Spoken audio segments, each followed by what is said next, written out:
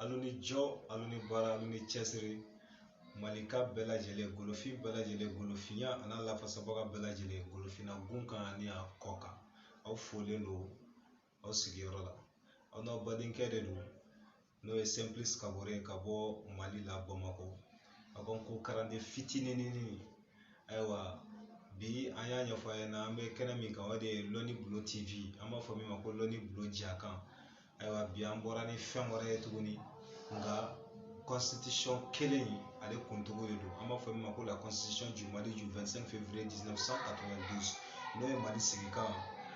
min tara san wani keme konontoni bi konontoni fla kongo gwe domwa ani durna aywa o sigika yi amo ko bela jele mako be ala ka dom o chogoma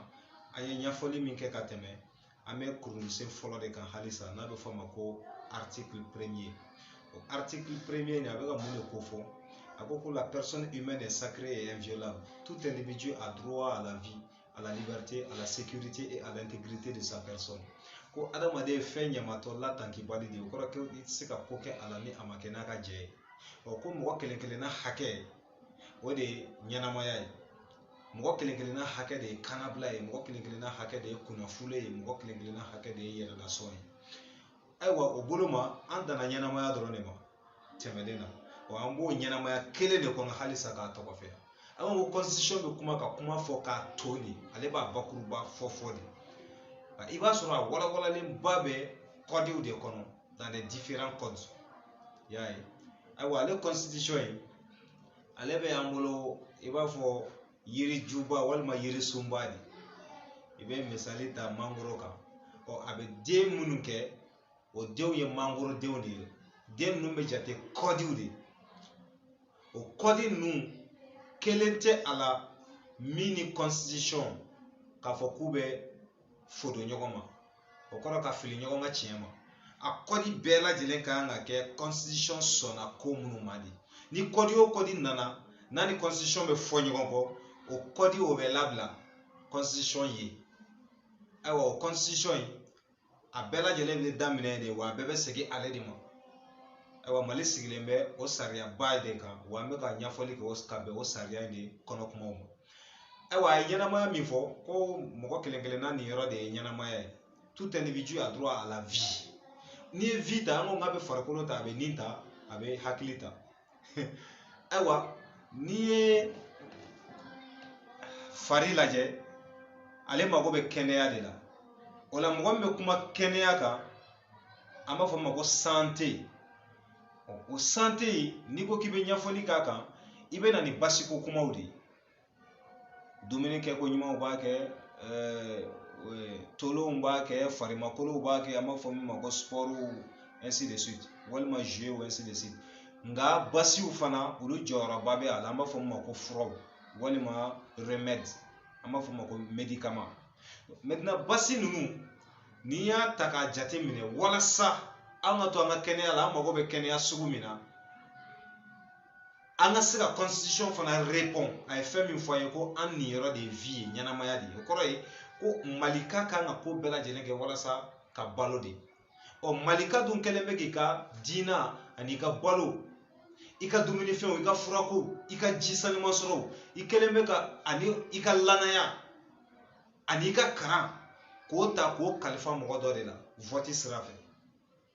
i kan o di mo do de ma vote sirafe kono moyi takara e représenter o beke sababu ye ke kunko chama nyana bo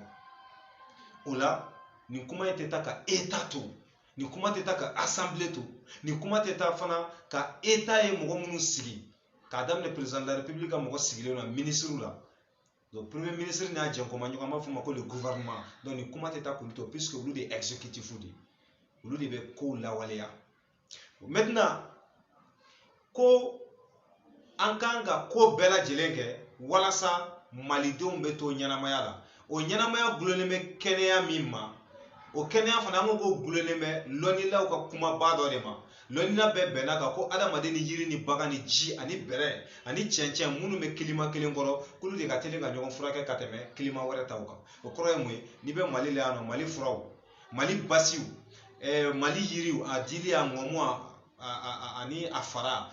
ulu de ka telenga malika furake ka i ka bana basi ka tɛmɛ jamana wɛrɛ yiri n'a furabulu kan.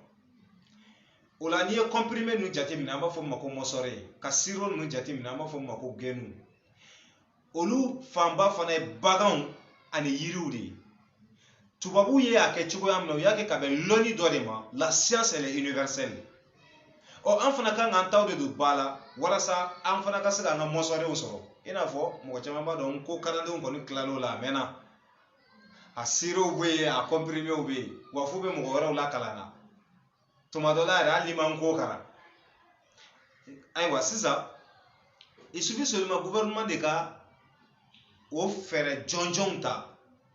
walasa an ka se ka sɔrɔ kɛ ani an ka se ka balo min fɔra ɲɛnamaya ɲuman min fɔra an ka se k'o ɲɛnamaya ɲuman kɛ. Ka d'a kan an gulonnen filɛ nin ye mɔgɔ minnu ka basiw la sisan ko olu bɛ kɛ sababu ye k'an lakɛnɛya. Karamɔgɔkɛ nka an ka dirigeant ninnu u ŋaniya u caman ŋaniya ka ɲi. I n'a fɔ dirigeant dɔ tɛmɛna an b'a fɔ ma ko son excellence monsieur le président Amadou Toumani Touré.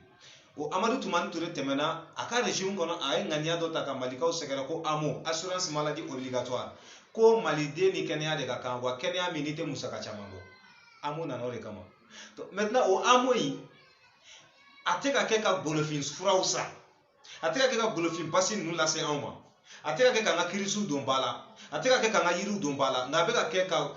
basiw de san minnu bɛ pharmacies kɔnɔ minnu bɛ hôpitaux kɔnɔ. Mais o pharmacie n'o hôpitaux bɔndelen don fura jumɛn na olu bɔndelen don occidentaux ka produits de la olu ka produits pharmaceutiques de la. Maintenant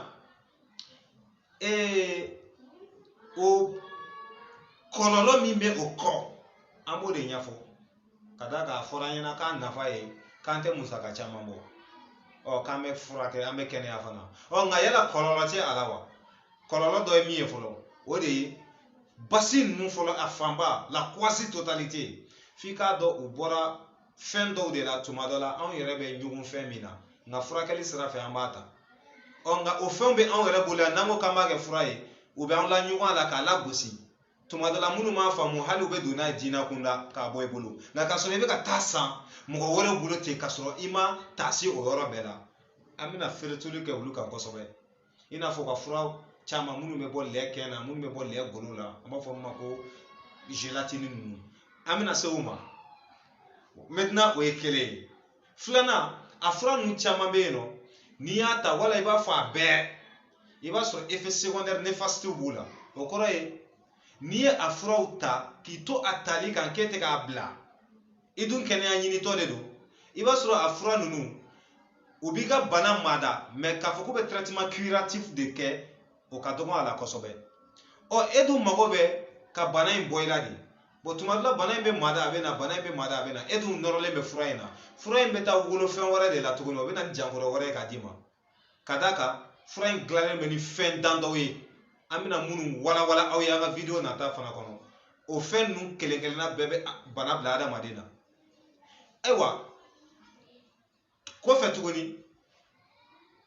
an bɛ ka wari min ta k'a don basi in na a wari bɛ ka nin gologɛ ninnu de lagoriya ka tɛmɛ anw kan.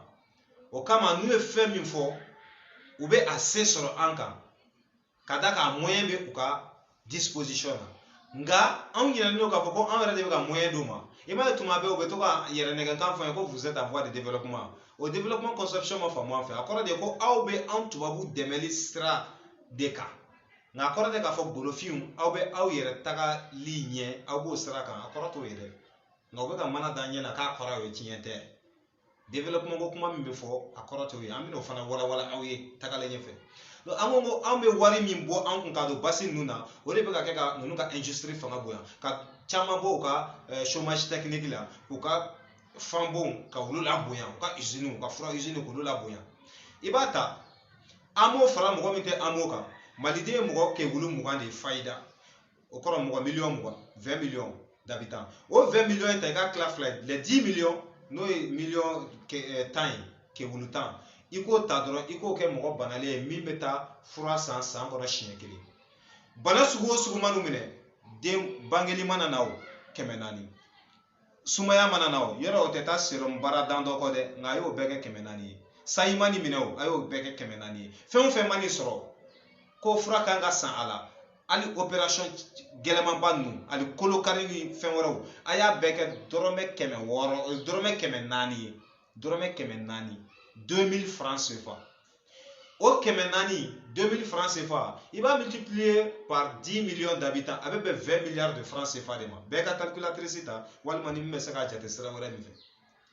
o 20 milliards de francs CFA a bɛ taga min a tɛ to yen a bɛ labɔ de walasa ka taa fura wɛrɛw commandé ka na n'u ye tuguni ka dɔ fara furaw stocké ta kan yan ani anw bɛ ka continuer ka consommer